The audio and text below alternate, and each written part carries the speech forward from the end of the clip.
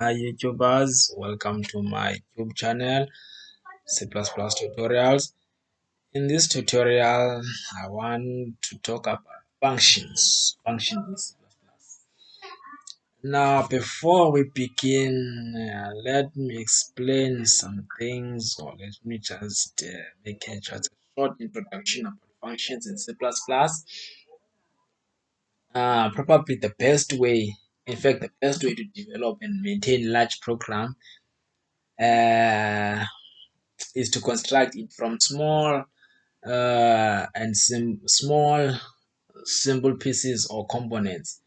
Now, this technique it is called divide and conquer. It's called it's called divide and conquer.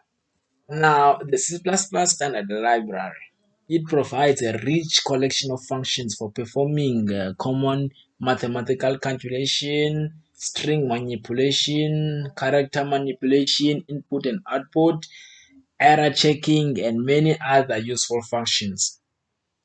You will learn more. You will see you will see those functions as we continue with our programs.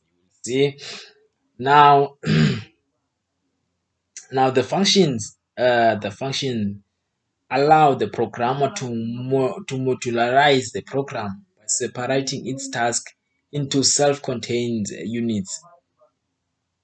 Now these functions are sometimes called self-defined functions, like this one is called a self-defined function. This is a C++ main function. It's called the main function. Now this is a self-defined function because I defined it myself. I created this function here. I defined it. Yes. Now there are several advantages of using or modularizing a program with functions.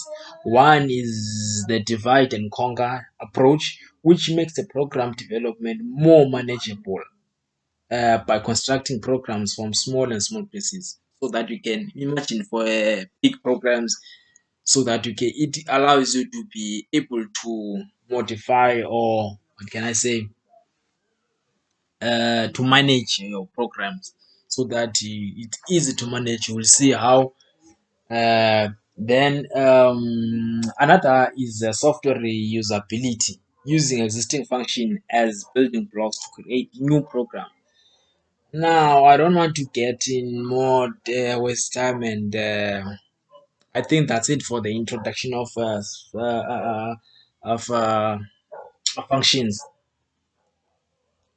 Now, one more thing is that a third motivation in using the function is to avoid repeating code, like yes, repeating codes. Now, if you want to use a function, a function is invoked by a function call. This is how you call a function. This is way of calling a function. This is how you call a function. This is how you call a function. I will show you what it means to call a function. Now, let me explain this code now. As I said, this is my user-defined function, and this is a main C++ main C++ function. This one C++. I never. It is not a user-defined function. Now, this one actually means that, okay, what actually happens is that, now remember, in a C++ statement, the line executed, the execution of statements, it occurs line by line. So what happens is that, okay, in this function that I defined, this function is an integer. It returns an integer value, and it is called I declared the function type of data type integer. Now it takes two variables, those two arguments. You can say it takes those two values. Now, sorry. Now it takes those two variables, or two values, which is integer value variables. It takes those two values and return their sum. It returns a plus b. Now we'll see how that one works. Then it goes to the main function. Now the execution of a program begins at main. The execution begins at main. Now, never mind this one. This one, the reason why we write this one at first, it's because if you write this one before after the main function, the compiler will not know. It will say that this function was not declared in the scope. Now it's a must that you write your you define the function first and then call it in the main function.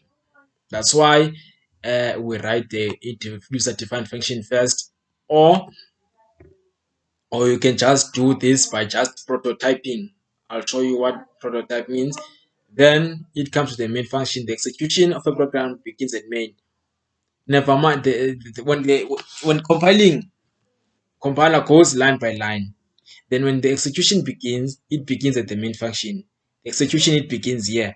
Now it begins in this function, the main function, we declare the variable x and y, which x, we initialize x into 20 and y equals to 10. Now I'm saying, okay, I'll put the sum of x and y. Then what happens is that, see out, now I'm calling a function. What this function does, I'm saying, okay, this function acts as what can I say? The main function is a boss here. It says, okay, I got two numbers. It give this to this guy here and say, okay, hey, give me the sum of those two numbers. Then, okay, what can I say? The main function gives those two values to the in some function, to this function, and then this function calculates or calculates the sum of these two numbers, and then return the sum to the main function. It returns the sum to the main function. When they say see out this function, it actually means this part. It returns this part. This is when calling this function, it returns this part. Then they end the line. Now, though, as I said, this main function acts as a boss, and this one acts as a worker. The main function points and say, "Hey, Mr. Sam, please do the calculations for me." Then, okay, give me the values, which is our integer values. Then it gives you 20 and 10 respectively.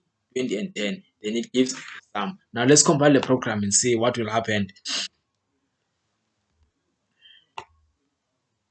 Let's compile the program and see. You can see the sum of x and y, which is the sum of x and y. The sum of x, which is 20, and y, which is equal to 10, is. Then we call the function, which is that which is returns the a and b, a plus b, which is 20 plus 10 plus 20 plus 10, which is 30. That's how is the function call works. That's how functions call. That's how we do it. Now let's say you wanted the user to enter the numbers. Let's say you wanted the user to enter those two numbers. Let's say you wanted the user to enter those two numbers. It's simple. You just prompt the user to enter those two numbers. It's simple. That one is simple. You just prompt the user to enter those two numbers. Enter two integer numbers. Enter two integer. Sorry, I don't know why. Integer numbers. Then after that,